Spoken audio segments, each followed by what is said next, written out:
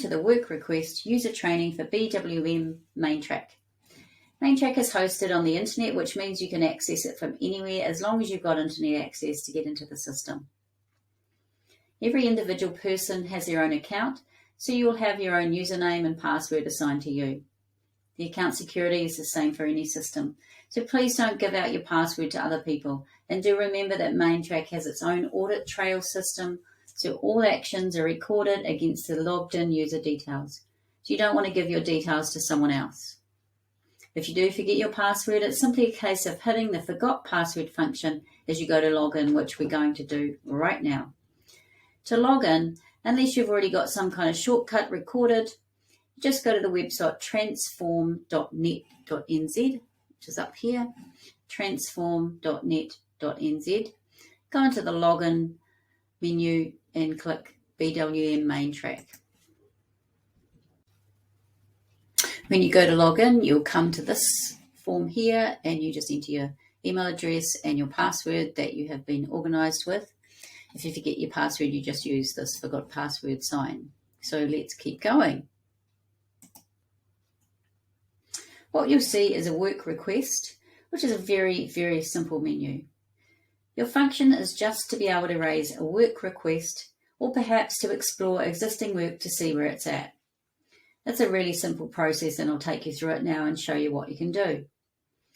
We just click on the work orders on the menu in the left-hand side, and that will open up a list of all the current work orders or work requests.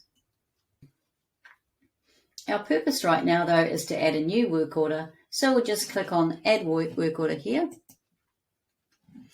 And then in the summary, you say what it is. The amount of information you give into a work request is entirely up to you, but the more information you give will make the task a little bit simpler.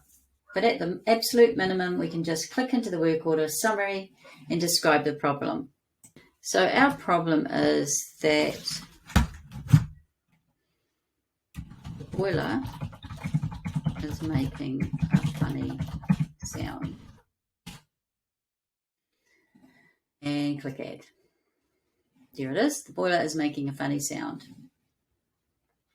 Even though you don't need to do anything else, it's probably better to provide a little bit more information if you know it. So we can go back into here and add some information. If you know the asset or the piece of machinery that's actually broken or needs some work, then it's a great idea to be able to do that.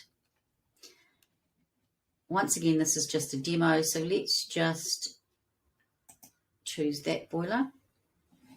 You can also add a photo and attach some files or documents if you need to. So let's look a little bit more at some of these functions. You'll notice in some areas a little red logo is popping up, which means that you don't have access to that information. Where you do have access, the logo would turn into the arrow, just like this. So you can add in whatever information you want to. Some of it won't be applicable at all, but priority may be really important or not so important. Maybe a breakdown or not a breakdown. And perhaps you have some compliance or permit references. Then you can once again add your photo and some files if you want to. In the work notes, there's a free form page where you can add a lot more technical detail about the job, if that was pertinent. So you can just write in what you want to say. There's some questions here that might help. This is the same page that the tradesman will be accessing when he puts all the work order history in there. And finally, as a job progresses, there's also a messages page where you can have an ongoing conversation about the job. So you could be asking, what is happening with this? Whatever you need to say. Post your message. You can see a history of messages that come through on the job. For the purposes of today, my name will be Work Requestor, but when you're logged into your system, your name will pop up here. So we're going to save all of those changes.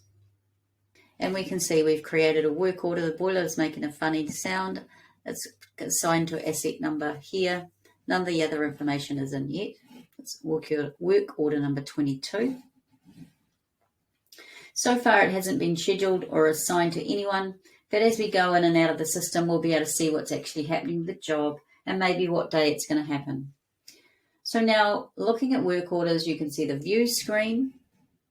This is the view screen, which you can change to suit what information you're interested in. So first of all, you can change how many columns are showing.